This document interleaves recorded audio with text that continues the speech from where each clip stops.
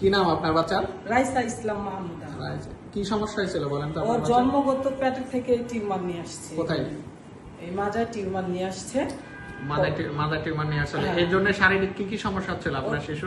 Toilet করতো না, তারপর যে ও ঘন্টার ভিতরে 20 বার প্রসাব করতো।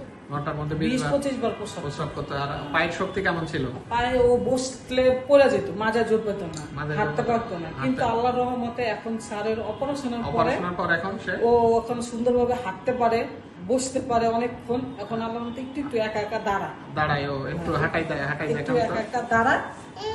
এই যে ভালো বাচ্চা তো। এই যে তোমার ছবি তোলা হচ্ছে। হ্যাঁ, এই যে এখন আর তো সমস্যা হয় না।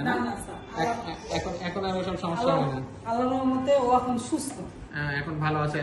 এটা রোগের নাম কি জানেন? রোগের নাম কি জানছিলেন?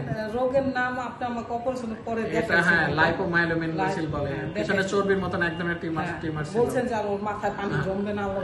পানি জমছে? না, পানি কতদিন অপারেশন কতদিন পর আসলে? অপারেশন 6 মাস পর আসছি। 6 মাস এখনো পানি জমে নাই? না, এখনো ভালো আছে।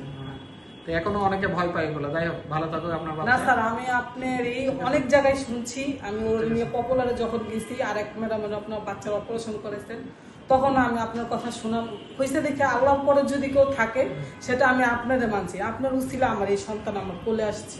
ঠিক আছে, ভালো থাকুক আপনার বাচ্চা। আলহামদুলিল্লাহ।